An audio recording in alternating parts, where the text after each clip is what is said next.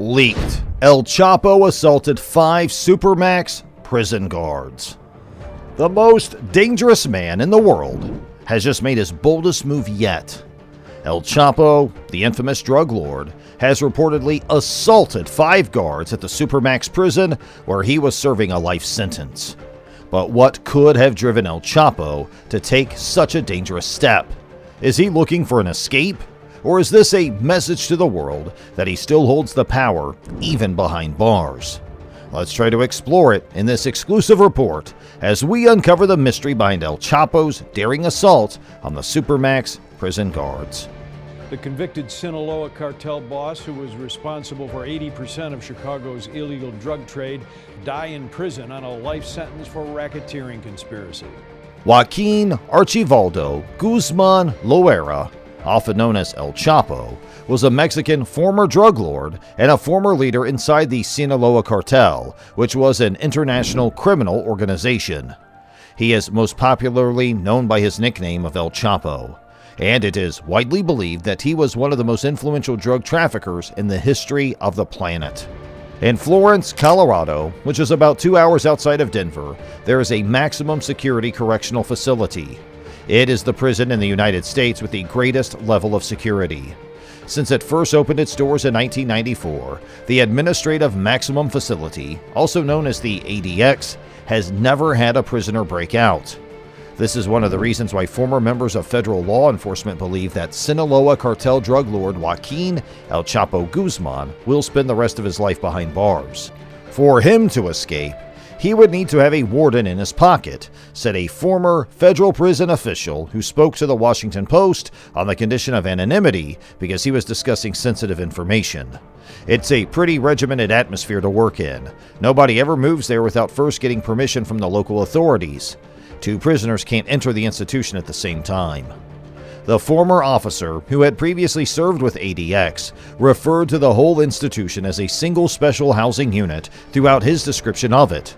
Solitary confinement occurs in the special housing unit, which is sometimes referred to as the SHU. What's his life in ADX like? It's pretty much a 23-hour a day in the cell, 1 hour outside. And even outside, it's not a walk in the park. It's a caged environment. A request for a response was made to the ADX prison administration, but they did not answer. Guzman would be in rare company at the ADX, joining 400 male inmates and a roster of infamous convicted felons such as Ted Kaczynski, the Unabomber, Terry Nichols, a co-conspirator in the Oklahoma City bombing, Robert Hansen, the traitorous double agent, and Zacharias Mousasi, an al-Qaeda operative and 9/11 conspirator. Duncan Levin, a former federal prosecutor, referred to the institution as a guarded housing facility for the most dangerous and renowned criminals in the world. The eerie quiet that permeates the corridors of the ADX penitentiary is, in the opinion of many visitors to the facility, the most striking and unforgettable feature of the facility. When the former federal prosecutor Alan Kaiser went to visit his client Sal Magluta, who was convicted of leading a massive drug organization in South Florida and sentenced to 200 years in prison, Kaiser said, "I don't think I saw another inmate while I was there." Magluta was given a sentence of 200 years for his role in leading that organization. Everything was spotless and austere. The floors were gleaming, the walls were pristine, and the corridors were devoid of people. There was no one around. There were no noises. According to Deborah Golden, staff attorney for the Human Rights Defense Center, who has visited the ADX on many occasions, detainees at the ADX are confined to tiny cubicles that are the size of a lavatory for the whole of each day, which totals 23 hours. Each Spartan cell is furnished with a bed, consisting of a concrete slab covered with a thin foam mattress, and a combo toilet, sink, and drinking water unit, which combines all 3 essentials into a single unit. Some of the detainees could get lucky and find that the door to their cell has only a little crack in it, allowing them to have a glimpse of the corridor beyond. People who've been here say the best hope an inmate has is to be sent somewhere else. According to Golden's explanation, there are 2 categories of inmates who are currently completing their sentences at the ADX. The great majority of detainees were sent to the ADX for reasons related to either management or disciplinary procedures. A lesser percentage of inmates were sent there immediately after being convicted of a crime or having a prior criminal record.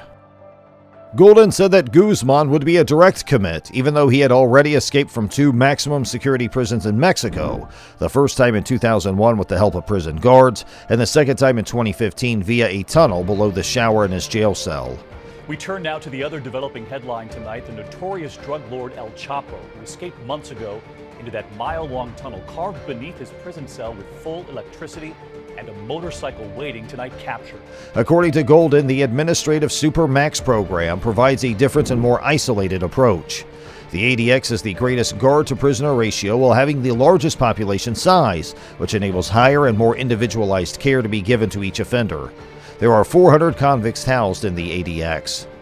At the end of the 1980s and beginning of 1990s, people all around the nation began to feel an increasing amount of anxiety over violent crime. The public's imagination was filled with images of the archetypal super predator, heartless criminals who lacked empathy and were so irresponsible that they murdered, looted, and raped on impulse. Although the tough-on-crime posture that developed under President Bill Clinton's administration is no longer in place, many of the policies and initiatives that were instituted during that time are still in effect. This includes the administrative super maximum security prisons. During a press conference in the year 2017, the United States Attorney for the Eastern District of New York, Robert Capers, stated that the United States government had given Mexico an assurance that it would not seek the death penalty if Guzman was extradited. And today marks a milestone in our pursuit of Chapo Guzman, as I'm pleased to announce the extradition of Chapo Guzman to the United States from Mexico. After being found guilty on Tuesday of running a drug trafficking enterprise, Guzman faced the possibility of receiving a sentence that includes several years of life imprisonment. The 25th of June is the day when his sentence is slated to take place in federal court. I expect the Bureau of Prisons would be concerned about El Chapo's communication access. His phone calls, email access, and letters are likely to be more closely monitored than the average prison there for federal drug possession, Golden said. When you visit the majority of correctional facilities, even those with a high level of security, you will find that the facilities are bustling. Several people may be seen strolling about. However, not when looking at the ADX. Levin said that the level of segregation was quite high and that the climate was as hard as any other location on the planet.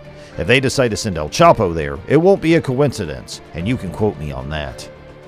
But the question still remains the same. Would he be able to escape? It is highly unlikely that El Chapo would be able to escape from a Supermax prison. And as we all know, folks, Supermax facilities are designed to be some of the most secure and escape-proof prisons in the world. They use advanced technology and surveillance systems and have highly trained staff to prevent and respond to escape attempts. In addition, they are located in remote and isolated areas, making it nearly impossible for outsiders to assist in any escape attempts. And El Chapo is currently serving a life sentence without the possibility of parole in a Supermax facility and is closely monitored by authorities. It is very unlikely that he would be able to plan and execute an escape from such a facility. While it is always possible that unexpected events could occur, it would be extremely difficult for El Chapo or any other inmate to escape from a Supermax prison like they do in movies. That's all for this video. Like it and share it with your friends. Also, let us know in the comment box what all you think about the video. And don't forget to subscribe to our channel to watch more amazing videos like this and click the bell icon so you don't miss out on any of our latest videos. Thanks for watching.